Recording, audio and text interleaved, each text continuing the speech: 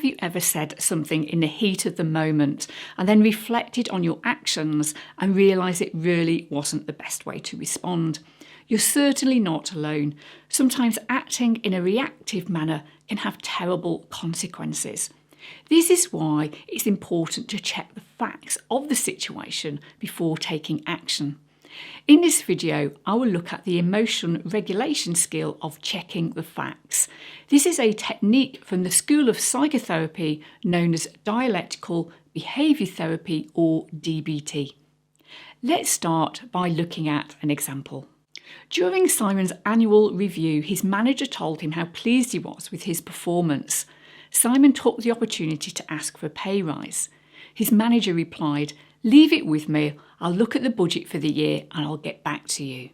Simon thought, "I'm being dismissed. He's not going to get back to me at all. In fact, he's probably not even pleased with my performance." Simon felt angry and believed that his manager had made him look a fool. Simon had psychological therapy that evening, and his DBT therapist suggested he complete the exercise called checking the facts. Step 1. What is the emotion you're trying to change? In step 1, Simon was asked to notice his thoughts, emotions, bodily sensations and action urges.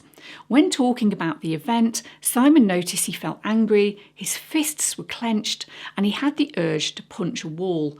Simon was asked to write this down. It's important Simon checks the facts, as it wouldn't be helpful if his emotions and interpretations became the driving force of any future interaction with his manager.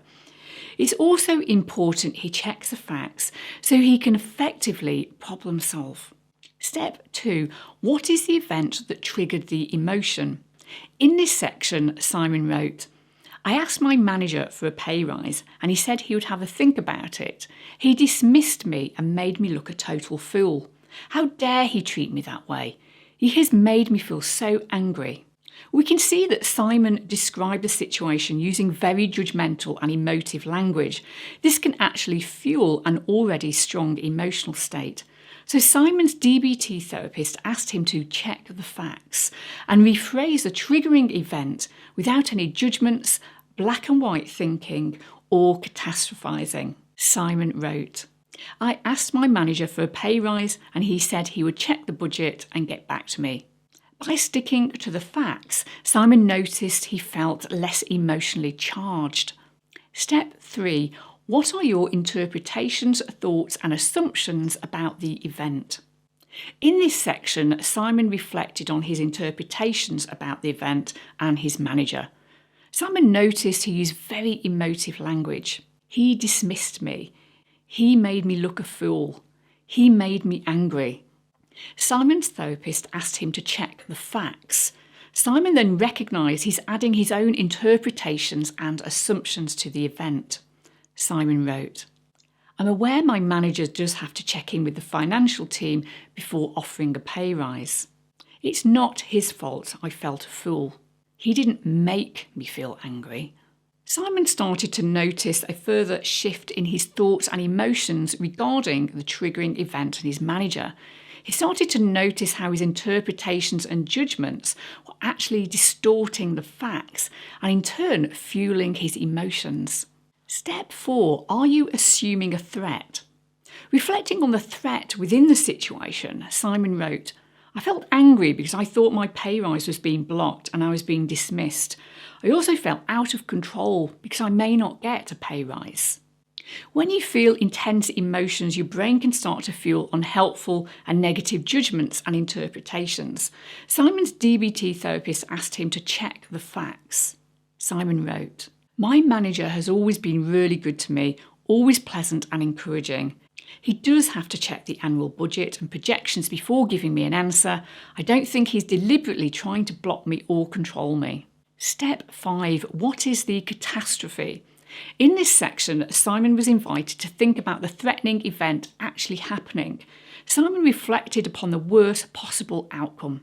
If my manager says no to my pay rise, nothing actually changes. I may feel a little disappointed or upset. Simon's DBT therapist invited him to think about how he would cope if the worst case scenario happened. Simon wrote, "I could talk to a friend, go for a run, or use any of my DBT distress tolerance skills, such as radical acceptance. If the worst case scenario does happen, there are things Simon can do that can help. Simon also recognised he will recover from this. He can handle it and he can cope. Step 6. Does your emotion and/or its intensity fit the facts?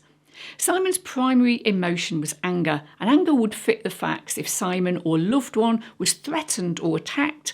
Anger would also fit the facts if an important goal was being deliberately blocked.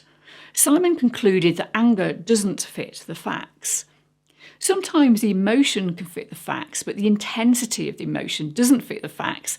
So it's important to reflect on the emotion and the intensity of the emotion. By completing the 6 steps, you can actively modify your beliefs and assumptions in order to fit the facts. You can then effectively problem solve. If you have found this video helpful, please give it a thumbs up. You may also be interested in the video on the screen now, and I look forward to seeing you soon.